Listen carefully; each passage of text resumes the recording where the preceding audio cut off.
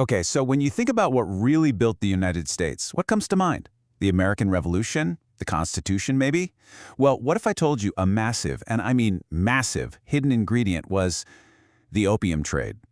Yeah, we're about to dive into a fascinating and frankly often overlooked part of American history.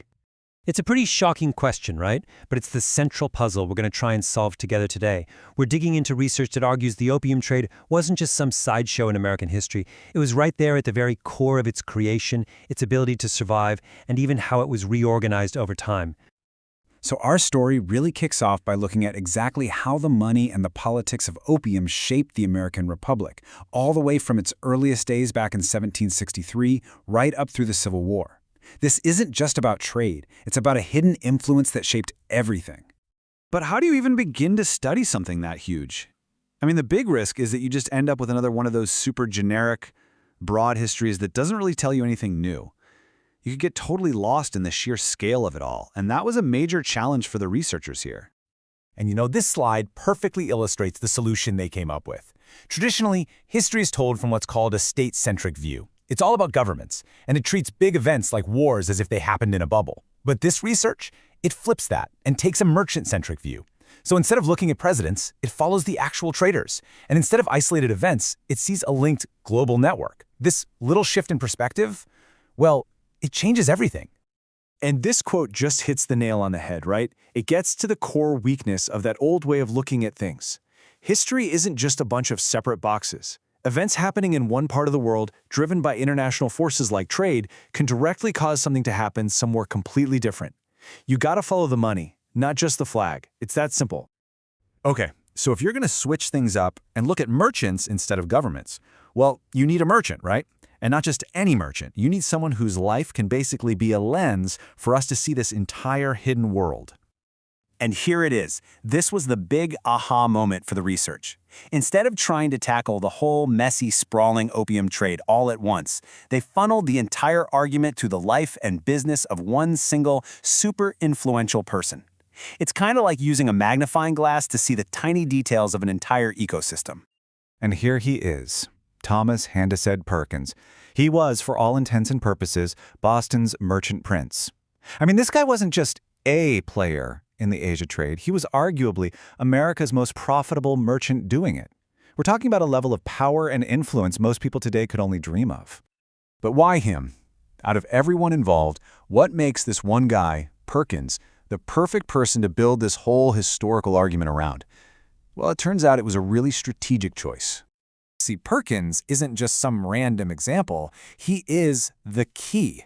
By following his life, this hugely complex global network suddenly starts to make sense. His career is like a mirror, reflecting the opium trade's real influence on America. And maybe the most important part, his story isn't just about him. It's like he opens a window for us, letting us see this entire hidden class of powerful merchants and financiers who are really running the show from behind the scenes.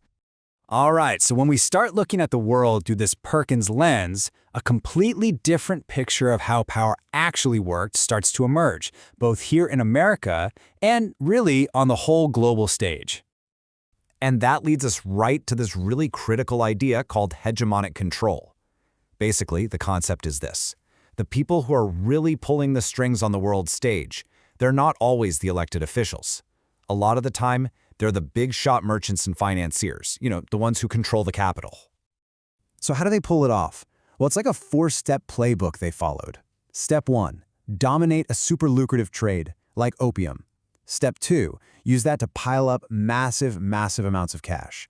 Step 3, that money buys you incredible influence. And finally, step 4, that influence gets so big that you can pretty much control the state, or at the very least, steer its policies wherever you want them to go. And what Perkins' world shows us is that this was no free-for-all. This kind of power was held by a very small, very exclusive club. It was a tight-knit global network you couldn't just, sign up for. So this network, the research points out it was mainly controlled by specific groups: Jews, Puritans, and Huguenots, who had deep ties to the big financial hubs like Amsterdam and London. Think of them as the ultimate gatekeepers. They decided who was in and who was out. If you crossed them or became a threat, you were basically kicked out of the club, exiled from the trade. They held all the cards. So okay, when you step back and put all these pieces together, It just forces you to rethink everything you thought you knew about history and power. It's clearly not just about presidents and generals. I mean, this quote from the research just says it all, doesn't it?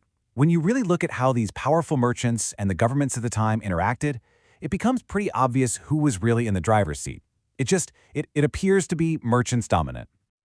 And that right there is the big takeaway from all of this. History isn't just the story of countries and governments. It's also the story of these incredibly powerful people who aren't part of any state. The merchants, the financiers, who, by controlling the flow of money and trade, shape the world in ways we're just now starting to get our heads around. Which leaves us with one final huge question to chew on. If the official history we've all been taught, the one that focuses on states and their leaders, is only part of the story, whose story have we been missing this whole time?